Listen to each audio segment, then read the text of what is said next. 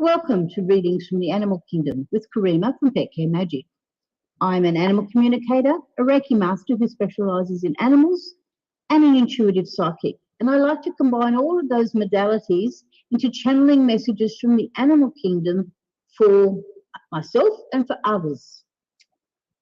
We live within a community of not only people, but a community of many, many wild animals, as well as many domesticated animals. You might have dogs, cats, or fish, or birds, or rats, or mice, or whatever in your home. Tarantulas, if that's the sort of animal you love, in your home. But then there's also a huge number of animals outside of your home, from big to small, up in the sky, down in the earth, even under the earth, in the trees, right around us. And all of those animals, at any particular point in time, may or may not have a message for you.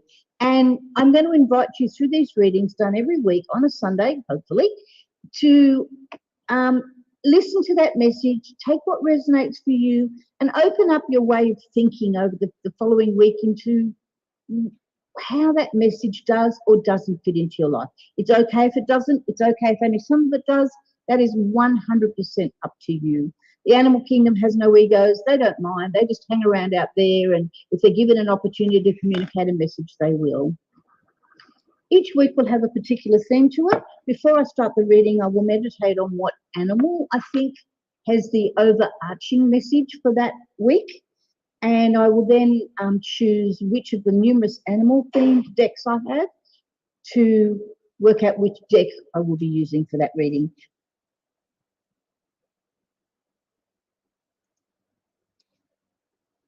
So this week's reading is coming from the deck of, I've forgotten the name of it now, it's looking at me. It's from the Medicine Cards deck by Jamie Sams and David Carson. It's a very old deck. It's one of the first animal decks I ever brought, way back when. And so it's a fairly simple deck, and it also tends to have a lot more of a domesticated element than does some of the other decks that I could be using. Neither of the other two decks called to me today, and part of the reason for that is our two feature animals today are Johnny Howard on the left and Kaylin on the right.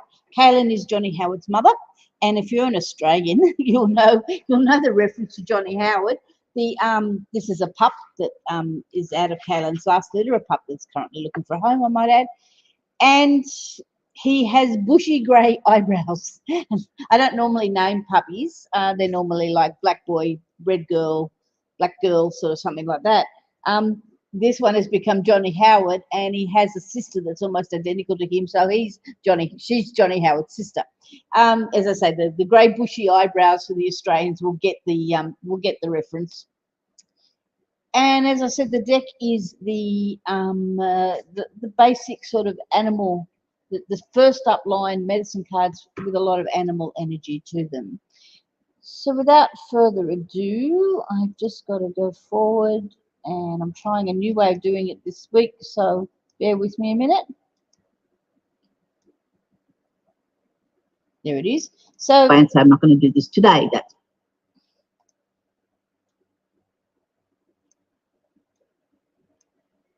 Sorry, I should have timestamped this. Below or on a piece of paper, wherever you think. I'll invite you now to click pause on the video, look at the card A, B, and C, and jot down either in the comments below or on a piece of paper, wherever you think is appropriate, which card resonates most for you. This is not something you have to do within seconds. It might take you a couple of minutes. At this point, you might walk away and say, I'm not going to do this today. That's all very fine.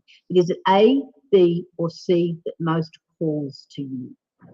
Once you've decided whether it's A, B, or C card that most calls to you, move via the chapter location to the card that you chose and view the reading.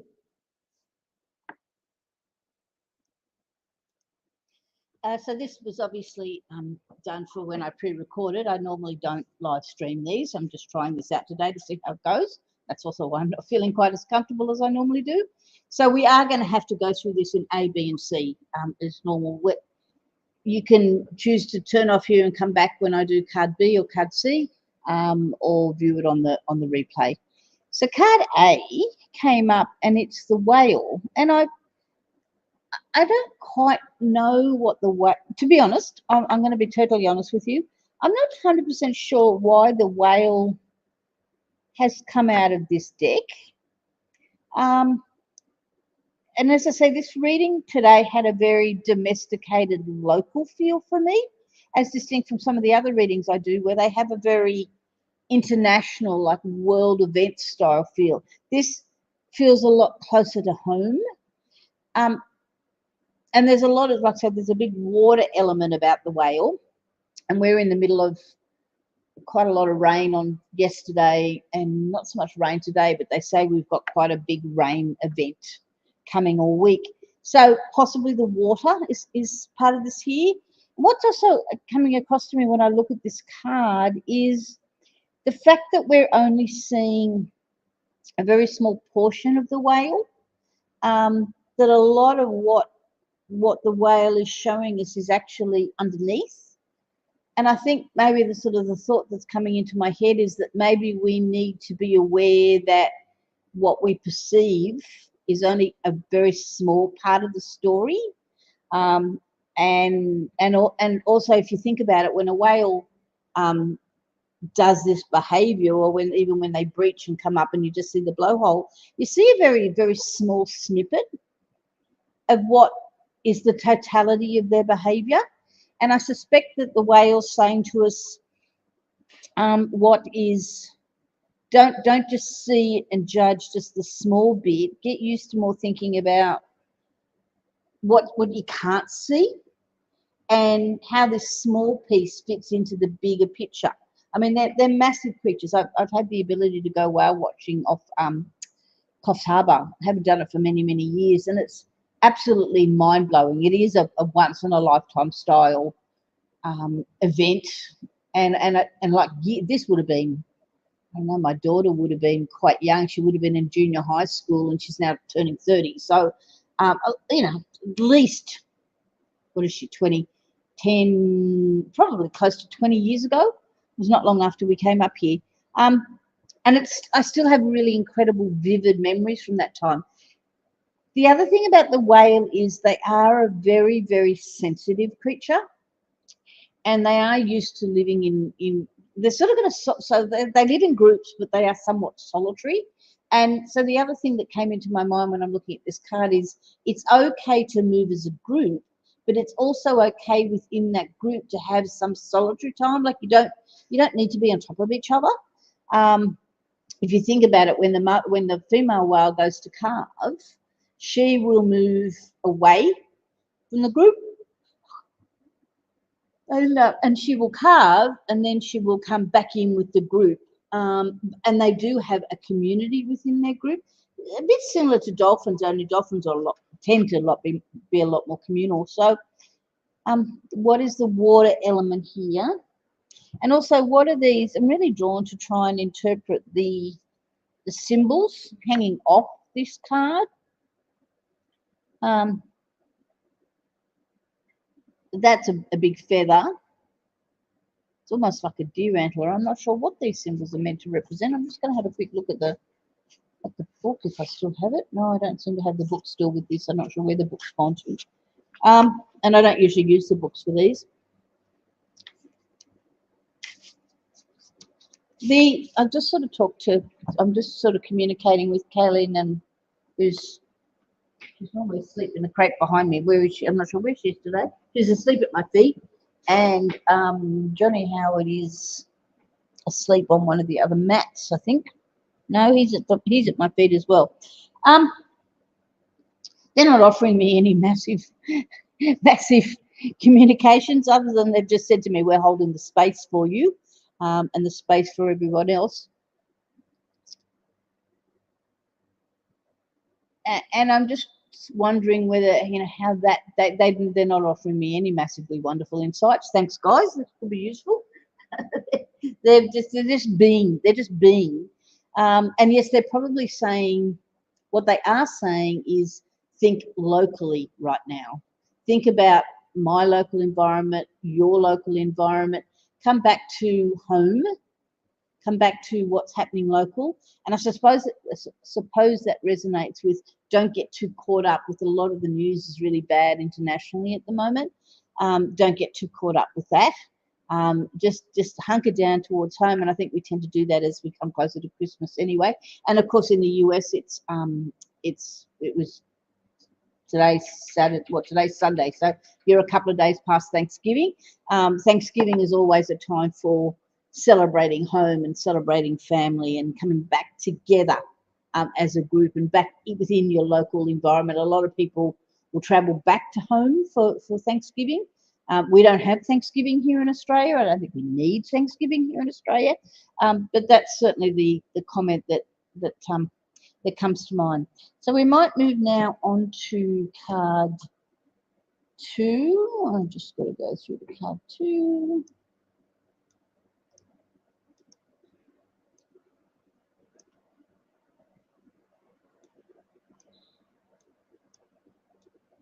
So card 2 is the squirrel. And I don't really see squirrels come up much within readings. Squirrel's not an animal we have here in Australia. We have an animal here in Australia called a possum, which is not dissimilar, although possums are more nocturnal than us squirrels. Correct me if I'm wrong overseas, but I think we see a whole lot more squirrel activity during the day. And here in Australia, we don't see our possums during the day at all.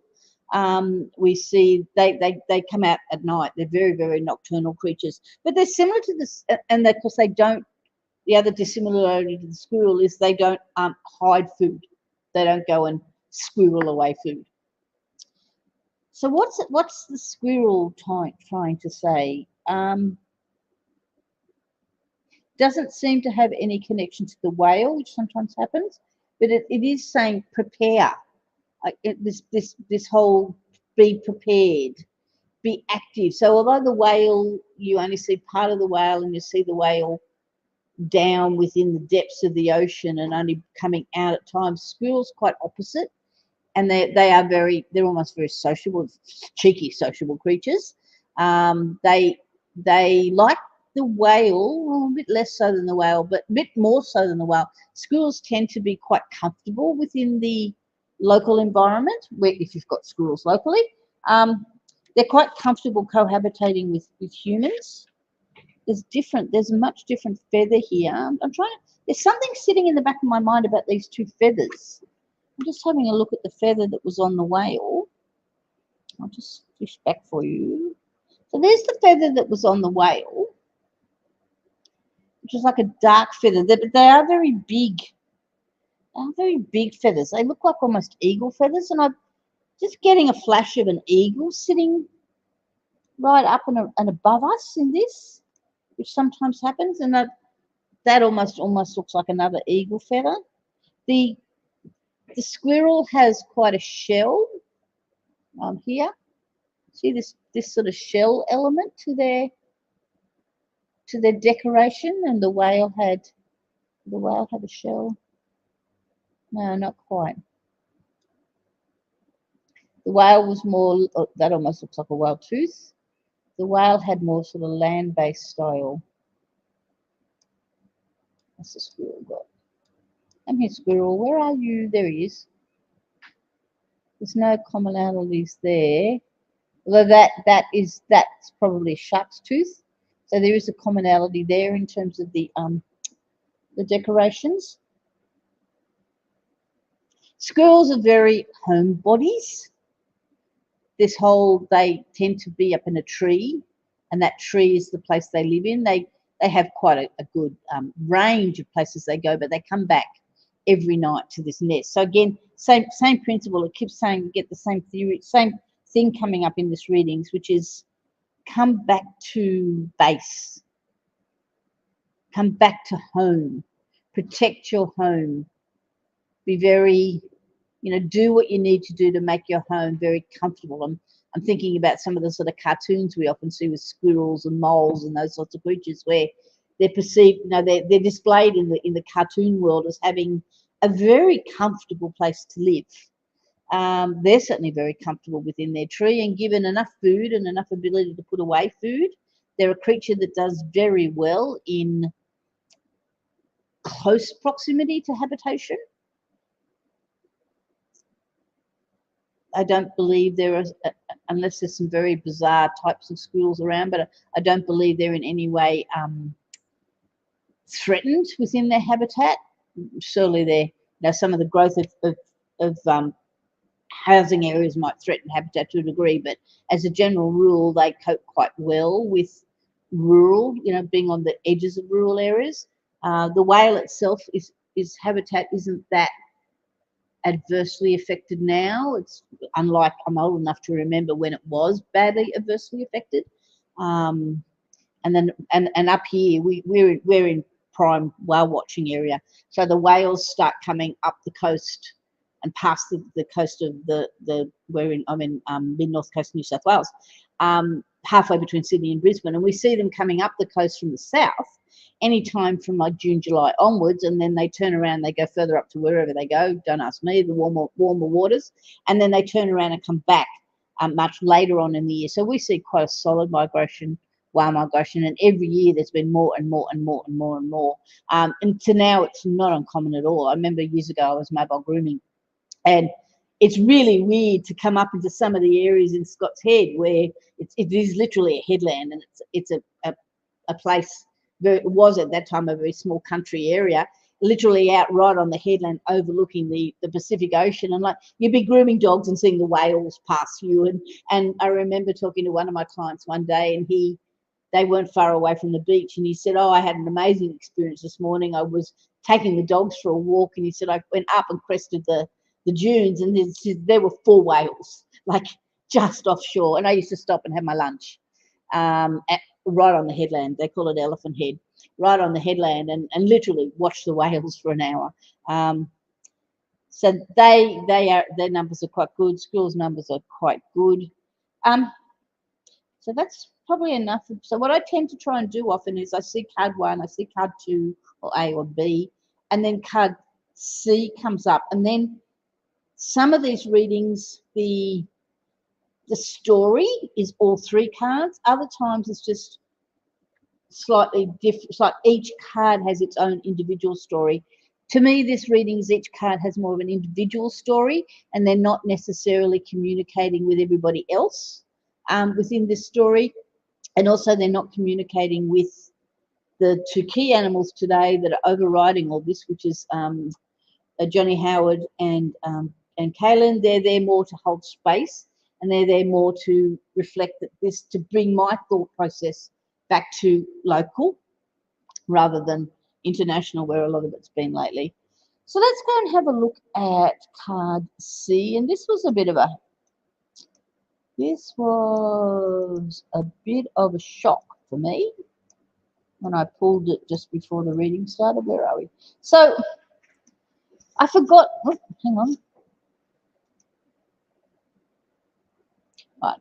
I forgot when I got this deck. I haven't used this deck for a reading for a very long time. I used to read all the time from this deck when I was first starting out, and I forgot that I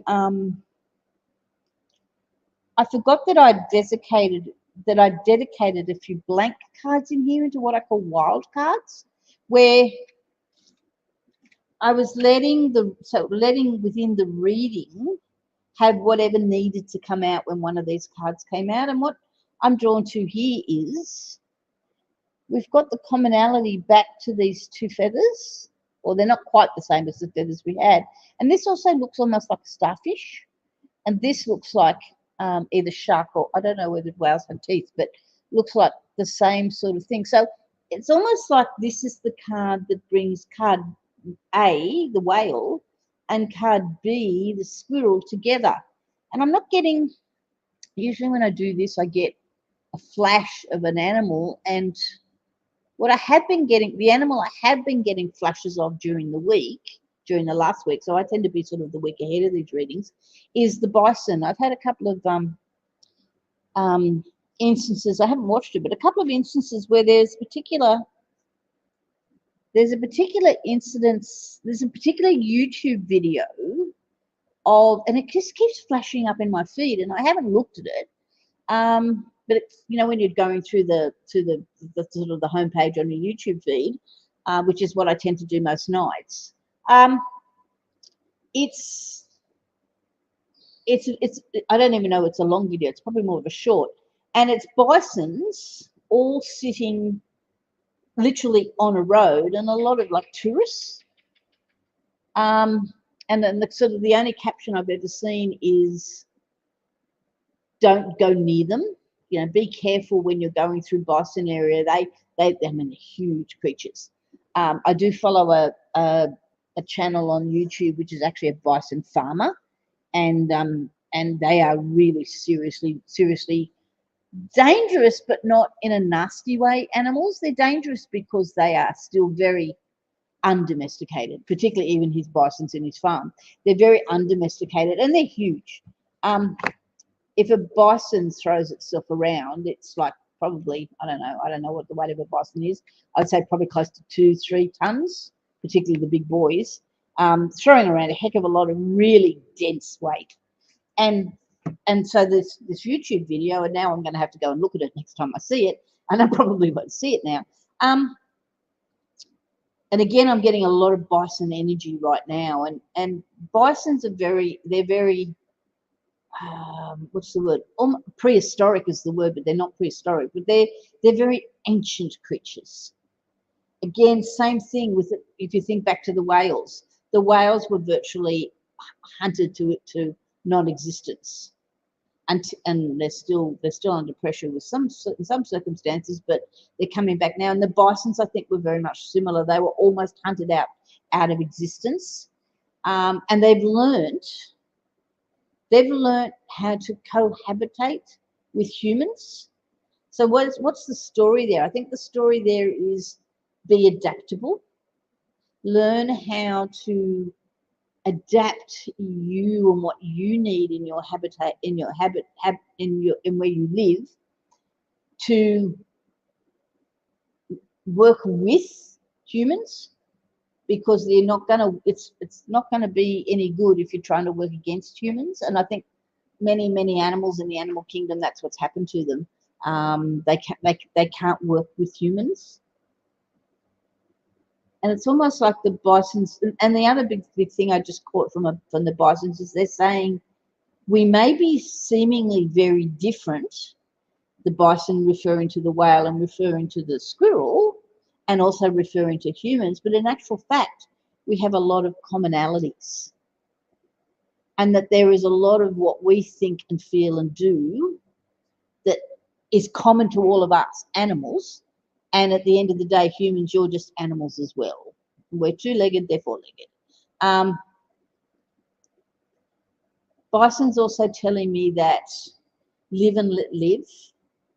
So are the squirrels. And the squirrels just sat there and started nodding, you know, live and let live. Don't hassle me and I won't hassle you. And the whales are very similar.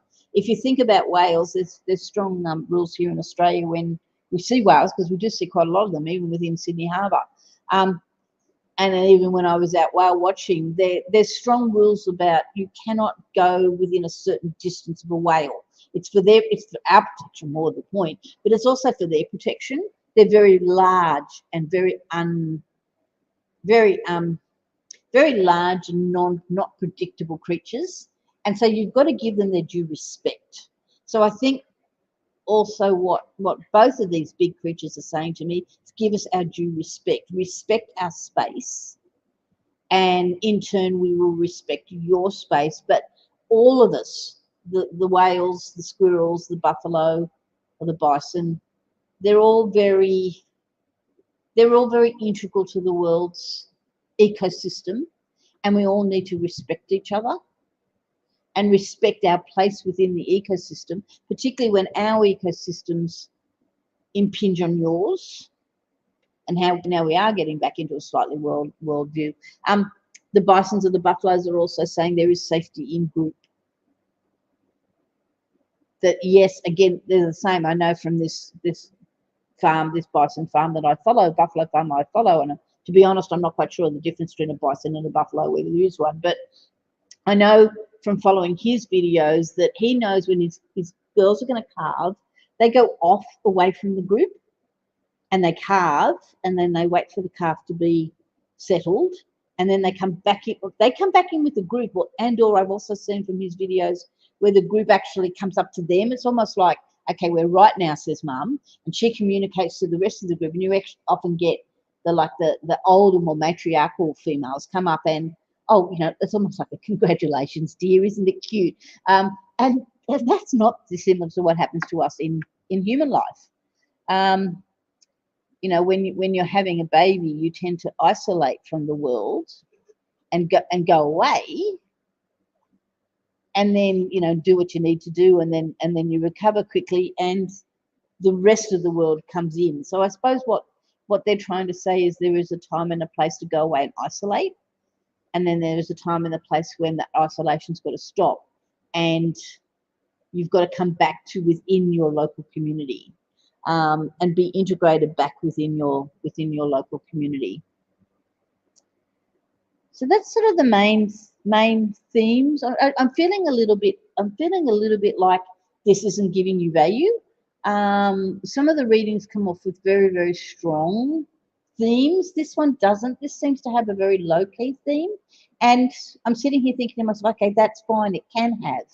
It doesn't. They don't always have to be incredibly strong, incredibly powerful themes. So we're into sort of 27 minutes or so, which is about right.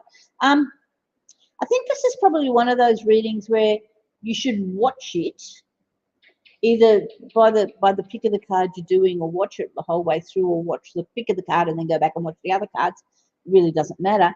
And then I think it's the sort of reading where you need to really think about it over the coming week, and see whether it changes any of those thought perceptions that are going on within you. I think that's probably what I'm hearing here. And the dogs sort of just popped back into my consciousness, even though I'm not necessarily always in the same room with my own animals. I might be interstate, I might be overseas, or they might even be within the same room that I am, like at my feet. There's still this constant communication that's going on with them, and they're seemingly asleep, but in actual fact they're not. Callie's gone now and curled up in one of the dog beds not far away from me. There's still thoughts coming through from them. So I just got a nod of approval from both of them. I said, yeah, we're right. We're all on the same. We're all on the same.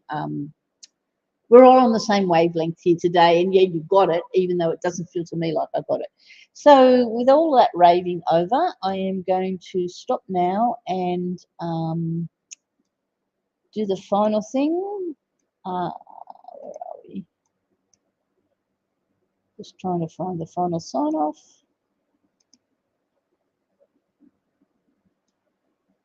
I need to do timestamps on this. Reading, and then I do those. So we're just getting into the final pre-recorded stuff here. So have a lovely week, everybody, and take care.